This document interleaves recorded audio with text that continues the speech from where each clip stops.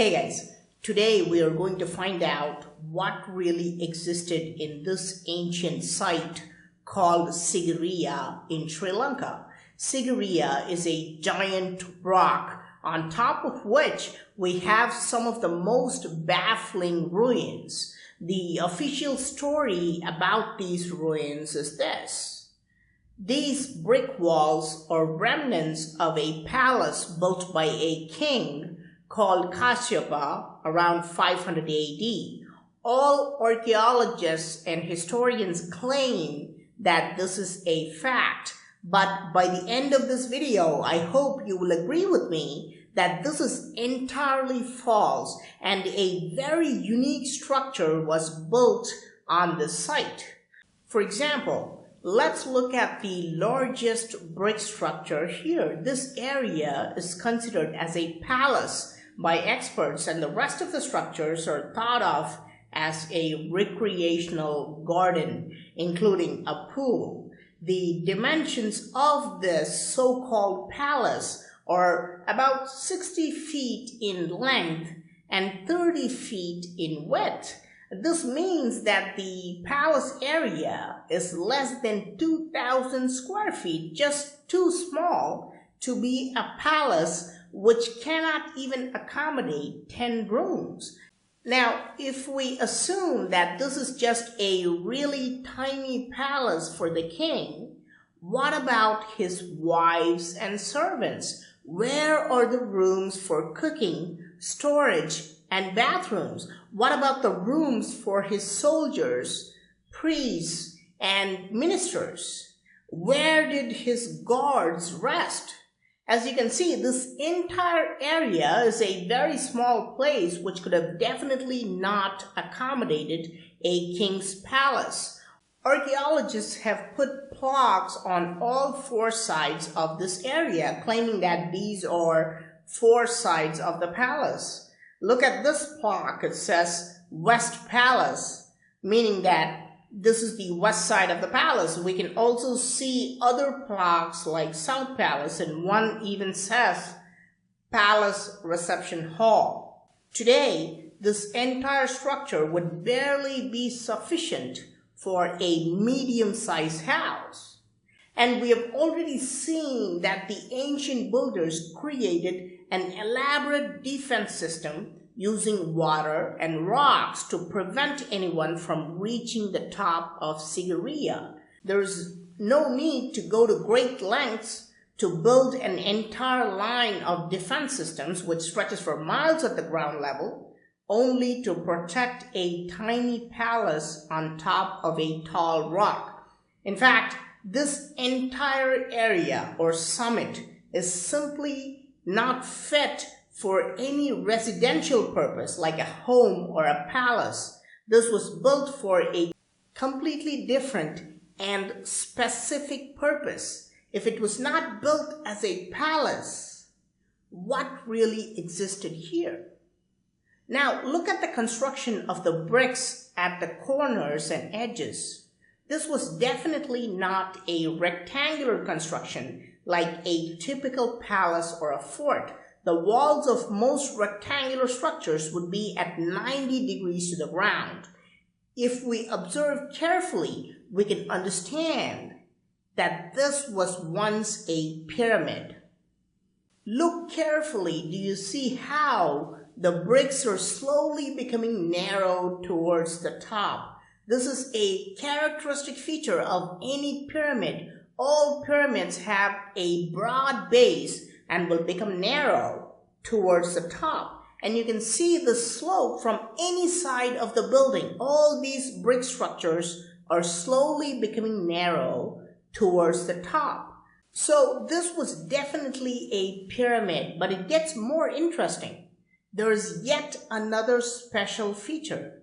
This is a stepped pyramid, a pyramid which has many levels or steps.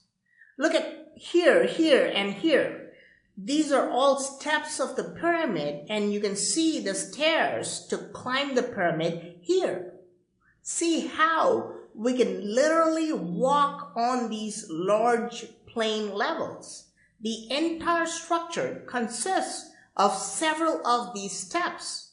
I'm not spinning theories like mainstream archaeologists and historians. I'm showing you visual evidence of this stepped pyramid. This is the front view of the pyramid, and we can even climb this stepped pyramid, and let's go all the way to the top.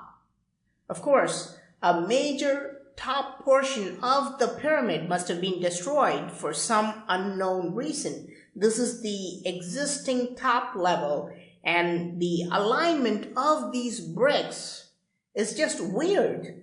For some strange reason, they're not straight. They're laid with curves, like the body of a snake. There must be a reason for this, and I have no idea why this was necessary.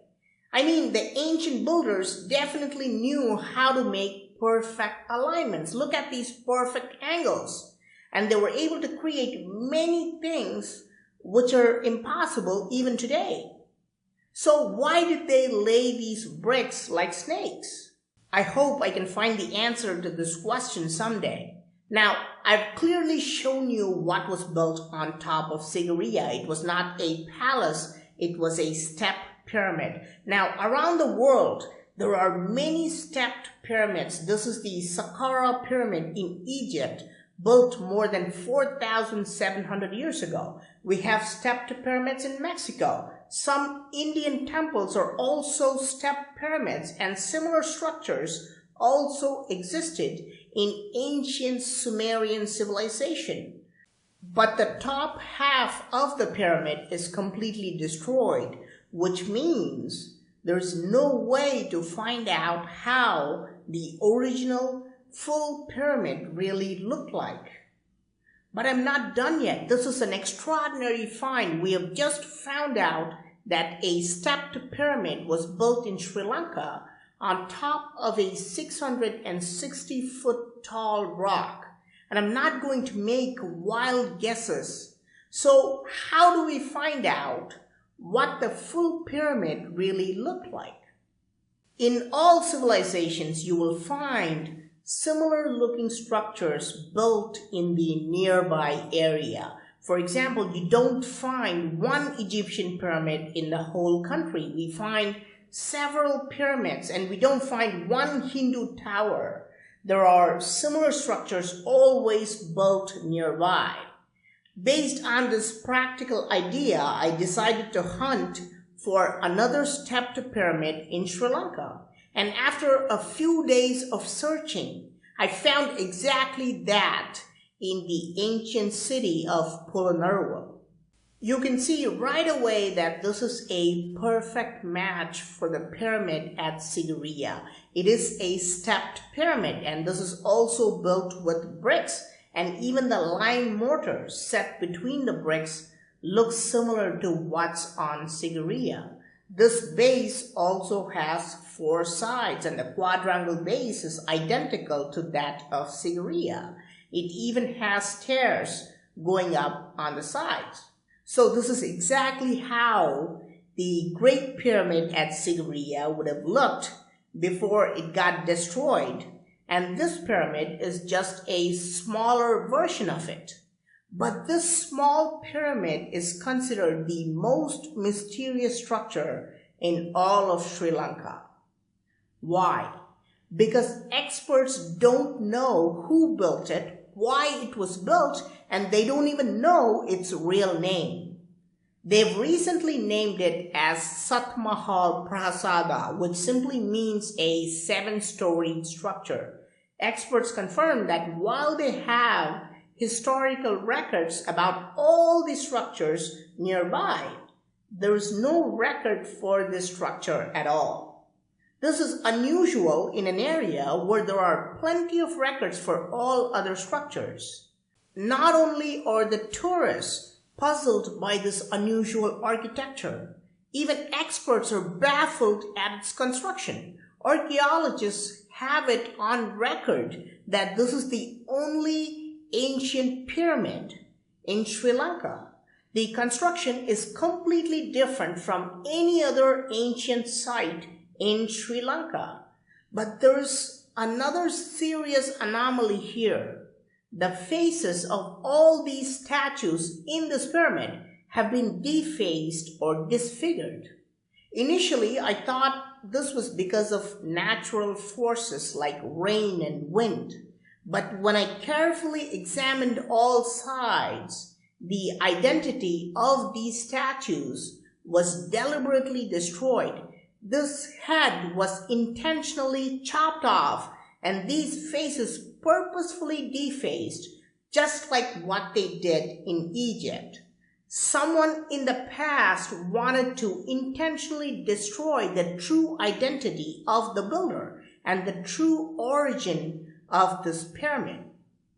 So I tried to go into this pyramid to find out if any statues are left intact inside the pyramid. However, archaeologists have completely sealed off all the entrances, and there are guards who strictly prevent anyone from entering the pyramid. They claim that this structure is simply too old, and if anyone walks in, the entire pyramid might collapse. I've asked locals if they know anything about what's inside, and nobody has gone inside, and no one has any interesting stories. I hope someday I can get permission to go in and find out more.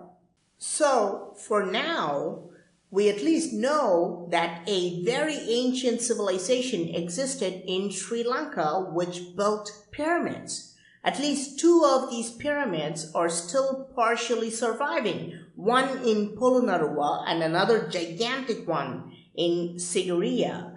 Why were these pyramids built? Are there more ancient pyramids in Sri Lanka? Are they related to the rest of the pyramids around the world? And most importantly, was there an ancient connection between Sri Lanka and Egypt? Please let me know your thoughts in the comment section. I am Praveen Mohan. Thanks a lot for watching. Don't forget to subscribe and also click on the bell button to get all the updates. Please give this video a thumbs up and do share it with your friends. And I will talk to you soon. Bye.